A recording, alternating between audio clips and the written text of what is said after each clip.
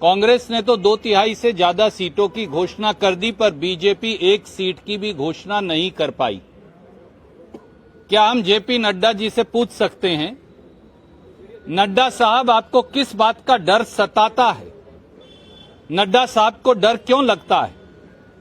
क्या इसलिए कि बोम्मई जी और नड्डा साहब और मोदी जी और अमित शाह जी जानते हैं कि भाजपा ने सीट घोषित की और भाजपा में भगदड़ मची? भगदड़ के डर से वो सीट अनाउंस करने से डर रहे हैं। नड्डा साहब डरिए मत, क्योंकि 40% कमीशन के भ्रष्टाचार का सच तो 6.5 करोड़ से अधिक कर्नाटका के हमारे भाई बहन जान चुके हैं। और कब तक आप खैर मनाएंगे? मुख्यमंत्री कहते हैं मैं अपनी सीट से नहीं लड़ूंगा, मुझे दूसरी सीट दे दीजिए। अधिकतर मंत्री कहते हैं मैं अपनी सीट से नहीं लड़ूंगा, मुझे दूसरी सीट दे दीजिए। भैया, अगर आपके पास लड़ने वाले उम्मीदवार बचे ही नहीं हैं तो कुछ फिल्म स्टार भर्ती करो, उनको टिकट दो, कुछ फिल्म एक्ट्रेसेस भर्ती करो, शायद आपकी बात बन जाए। शायद इसी वजह से आप सीट अनाउंस नहीं कर रहे।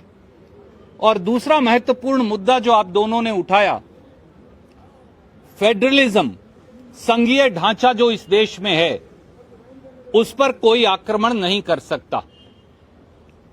भारतीय जनता पार्टी की महाराष्ट्र की नाजायज सरकार ने, क्योंकि वो वोट से चुनी हुई सरकार नहीं, वो भगोड़ों को इकट्ठा करके बनाई हुई शिंदे सरकार है, तो भाजपा की भगोड़ी महाराष्ट्र सरकार ने अपनी एक स्कीम कर्नाटक के 500 और 600 गांव के अंदर लागू कर दी और 94 करोड़ रुपया आवंटित भी कर दिए।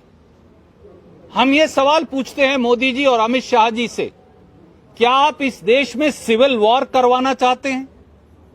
कल को हरियाणा पंजाब में स्कीम लागू कर देगा, पंजाब और हरियाणा दिल्ली के अंदर अपनी स्कीम लागू कर देंगे, पंजाब हरियाणा और दिल्ली उत्तर प्रदेश में लागू कर देंगे, उत्तर प्रदेश बिहार में लागू कर देगा, बिहार आगे उड़ीसा में लागू कर देगा। आप इस देश में सिविल वॉर करवाना चाहते हैं? आप प्रांतों का टकराव करवाना चाहते हैं? पहले भी मोदी जी और अमित शाह जी की नाक के नीचे असम की पुलिस ने और अरुणाचल की पुलिस का इसी प्रकार से टकराव हुआ, जिसमें सिविलियंस मारे गए।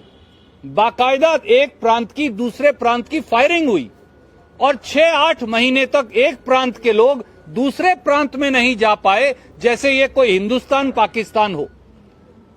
जो उत्तर पूर्व में आपने किया था अमित शाह जी, मोदी जी, वो आप अब दक्षिण भारत के अंदर भी कर रहे हैं। आपने अरुणाचल प्रदेश, मणिपुर और असम का झगड़ा करवाया, बॉर्डर डिस्प्यूट करवाया, लोग मरवाए। 8 महीने तक मणिपुर का आदमी असम नहीं आ पाया, क्यों? अरुणाचल का आदमी असम नहीं आ पाया, क्यों? ये हमारा मुल्क है, हम कहीं भी जाएं। अब आप महाराष्ट्र और कर्नाटक का झगड़ा करवा रहे हैं जानबूझकर। दोनों जगह आपकी सरकार है, हर रोज मोदी जी बार बार वहां जाते हैं। बसवराज बोम्मई के अंदर तो इतनी हिम्मत नहीं बची, वो इतने कमजोर मुख्यमंत्री हैं कि वो ना कर्नाटक के हितों की रक्षा कर सकते, ना हमारे कन्नड़ा भाई बहनों के हितों की रक्षा कर सकते। ऐसे मुख्यमंत्री को, जैसा आप दोनों ने कहा, बगैर विलंब के इस्तीफा दे देना चाहिए, नहीं तो उसे बर्खास्त करना चाहिए। और दूसरी तरफ मिस्टर शिंदे, जो महाराष्ट्र के मुख्यमंत्री हैं, वो हिंदुस्तान के संघीय ढांचे का और संविधान की धज्जियां उड़ा रहे हैं। महाराष्ट्र के गवर्नर को आर्टिकल 356 का इस्तेमाल करके उनकी सरकार को और मुख्यमंत्री को बर्खास्त किया जाना चाहिए। उधर महाराष्ट्र के मुख्यमंत्री बर्खास्त हों, इधर कर्नाटक के मुख्यमंत्री बर्खास्त हों, क्योंकि भाजपा के पास अब कोई मुद्दा नहीं बचा। उन्होंने सारे हथकंडे अपना लिए, हिंदू मुसलमान, शमशान कब्रिस्तान, जातियों का टकराव, SC ST का टकराव, लिंगायत वोका लीगा का टकराव, अब कुछ नहीं बचा तो अब प्रांतों का टकराव करवा रहे हैं।